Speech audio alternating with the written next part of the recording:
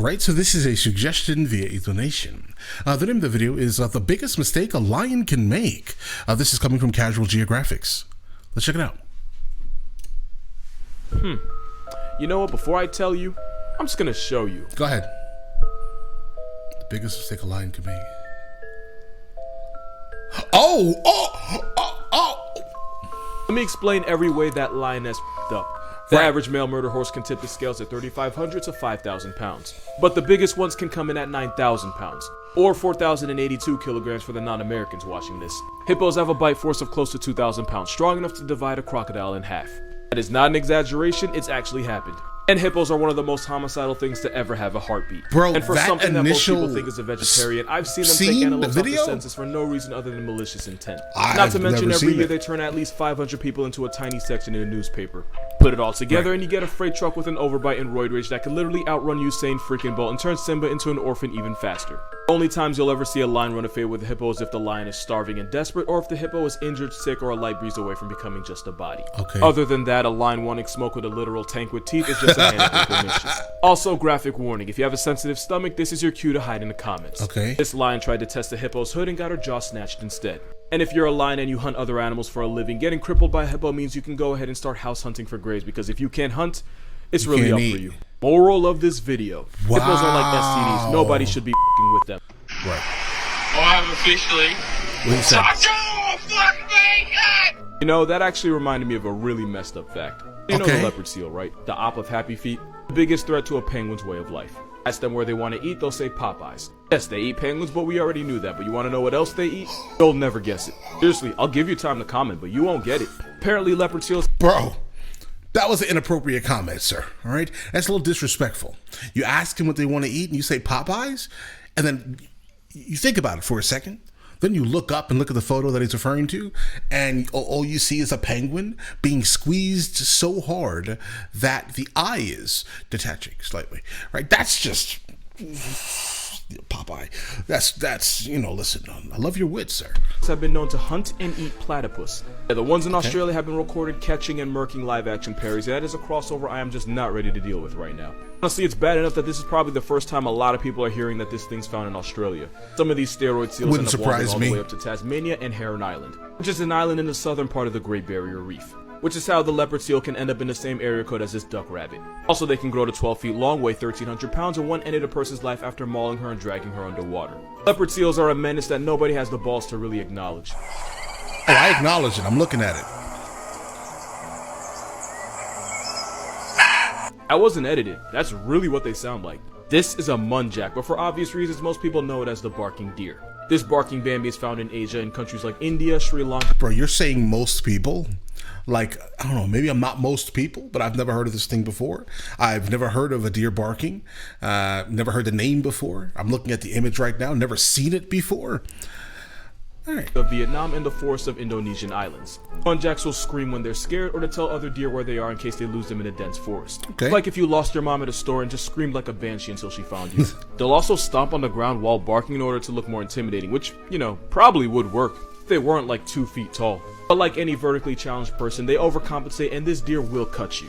Muntjacs have fangs sharp enough to shank anybody who underestimates just what a deer with short person complex can do. They've even been known to run fades with dogs and send them to the vet. Also, like surprisingly most deer, the muntjac isn't a herbivore. They'll eat grasses, herbs, and berries, but they'll also hunt and eat small animals and bird eggs.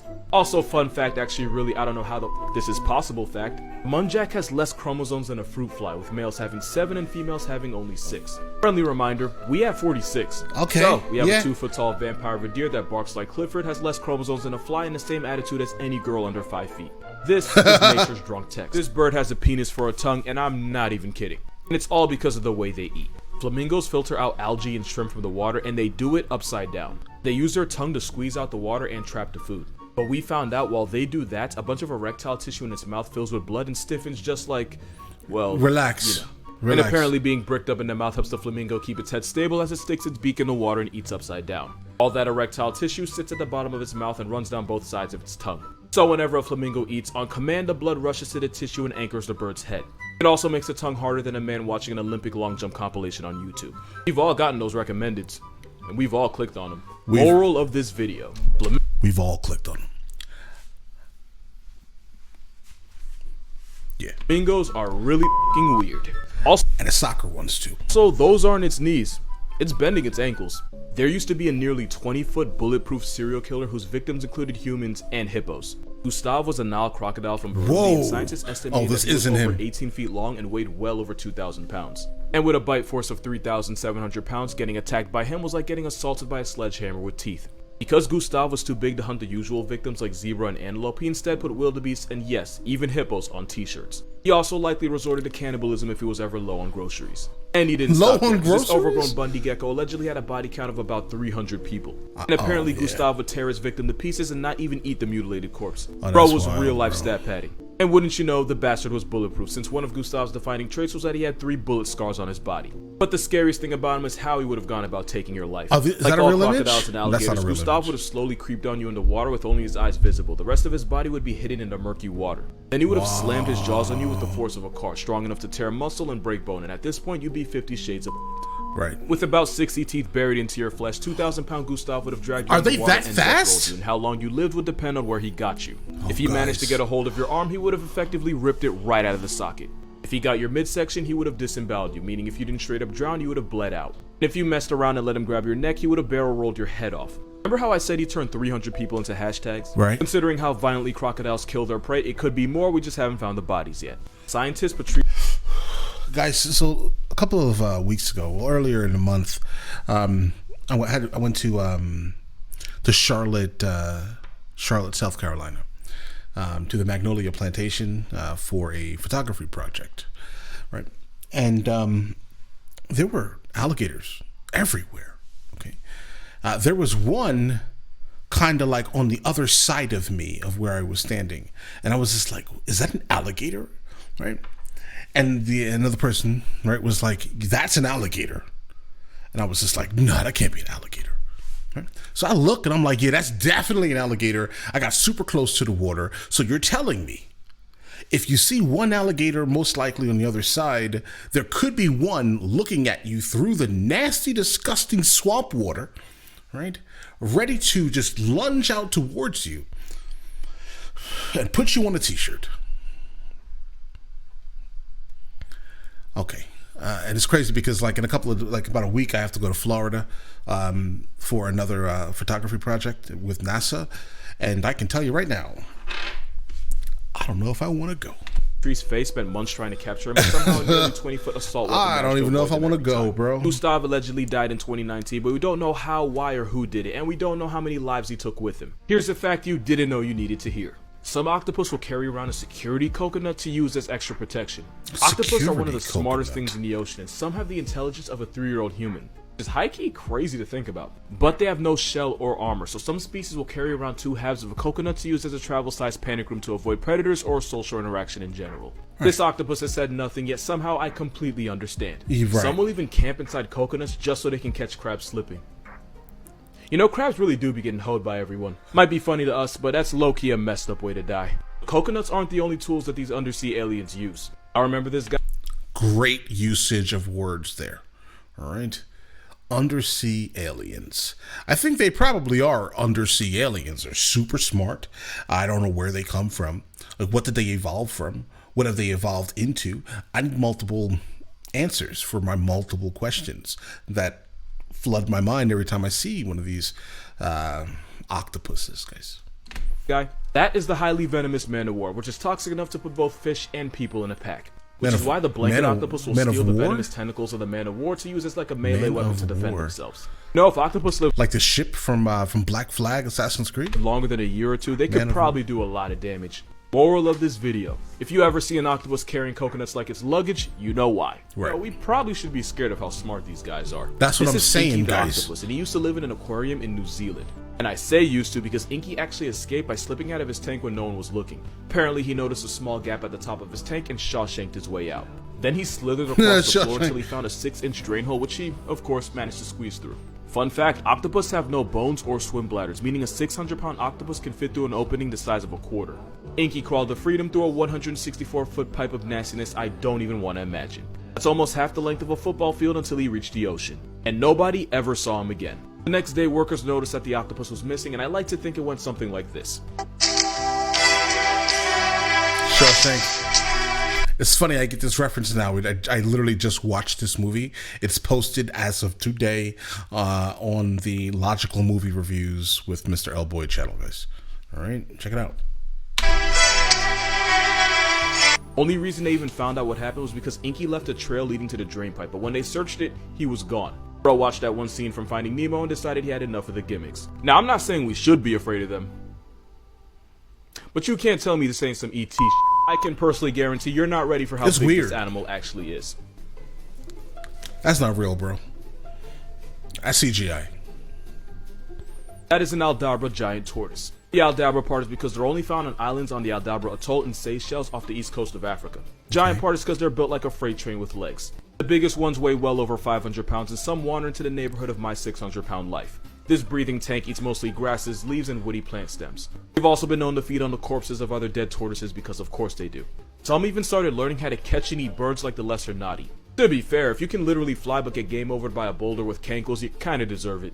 Overgrown shell jockey is such a powerhouse that they basically have the same job as elephants. Because while looking for food, Aldabra tortoises will often knock over small trees and shrubs, creating pathways for small animals the same way elephants do. Also, they basically never die. The oldest one was a tortoise named Adwaita who allegedly lived to 255 years old. Most people believe he was born in 1750, but nobody knows for sure because he just kept outliving the people taking care of him. Which means he was alive to witness some of the worst events in human history and said nothing, because if minding your business was a person, this would be his profile picture. Right. A lot of y'all want to know how I know so much about animals and why I care so much, so in honor of us hitting 10 million, here's 10 reasons why I am the way I am. Go ahead. For one, zoo books. 90s kids might remember this commercial. Your child can visit steamy jungles, grassy plains, and the dark depths of the ocean. Yeah, I had them all. No, seriously, call me Ash. I really did catch them all. And fun fact, that one is the first one I ever got. Go figure. Number 2, this show was basically my Bible because I watched it religiously. I wasn't allowed to watch TV on weekdays, but since this was technically educational, I could get away with it. And if you watch this show and watch my videos, you can definitely see where I get a lot of it from. Number 3, this was the first game I've ever That makes all of the sense in the world with him. For some reason, 5-year-old me couldn't get enough of it. Also used to set the lions free and then watch them violate the guests, so yeah. I might have been a psychopath at one point. Number 4, I think I was like 7 when I got this book. I had like hundreds of animal books, but for some reason this one was my favorite. I actually lost it for like a year and a half in somebody's house in another state, and my 7-year-old mind did not know peace until I got it back. Number 5, this thing. Wonder if it still works. Good day, mate. Press the animal button below to restore the world of endangered species. Still works. Number 6, this was also one of my favorite games. Basically, you're a vet treating animals in a zoo, and I would honestly spend hours doing it. I couldn't tell my left from right, but I could tell you how to check for tuberculosis in a camel or how to treat diarrhea in a chimp. Alright, so this is definitely a really good way to target your children. Like, based off of what he's saying, okay, if you would like for your kid to do one very specific thing and be really good at one very specific thing, I mean, I do hope that he had, at the very least, got some type of schooling behind all of this, because now, you know, he's the guy you go for animal facts, right? So I definitely do hope that there's like some type of paperwork backing him up just a little bit, at least for the international stage, at least, if you would like to do something. But I'm sure his influencer status can honestly put him into a lot of positions that even people with degrees in this field probably would never see those opportunities. 2023, ladies and gentlemen, right? But this sounds really good. I mean, if you want your kid to do one very specific thing, or they show interest in one very specific thing, flood them with all that stuff. Like, my kid likes like astrophysics. He loves it. He's obsessed with it, right? And it's kind of the reason why almost every toy or anything that he gets, everything is generally STEM related and astrophysics related, right? He tells me, oh, this is this planet. This planet is this because of this, right? I love it. Number 7, y'all already know who this is. Steve Number Irwin. 8, I also got National Geographics for kids that I would get every month. Number 9, I once went to the Bronx Zoo when I was 4, and when I came back home, I told my mom I wanted to be a zookeeper when I grew up. Right. And number 10, I really don't know. It's like, I didn't like animals because I had all those things. Hey, I honestly do hope, him being from Jersey, he at least let somebody know he was coming across that bridge. All right. things because I already liked animals. I don't know where it came from. Like, I would make these little animal books full of drawings when I was 3 years old. And Someone tell me that reference in the comments. I was just a weird ass kid, and some things just don't change. Right. Thank you all for 10 million. I hope all your pillows are cold at night. What? All right. Listen, solid. I guess the biggest takeaway from this is if you want your kids to do something, facilitate that. Right. Generally, don't allow your kid to do things you don't want them to do or don't like them doing. That's counterproductive, right? And yeah, solid. You want your kid to be a zoologist? Feed them zoo books and take them to the zoo. Just let that information, right, circle in their brains, guys, right? But all right, listen, let me know in the comments the next thing from him that I should be checking out, and I will get into that as soon as I possibly can, all right? Listen, you guys all have an absolutely amazing day. Enjoy it thoroughly.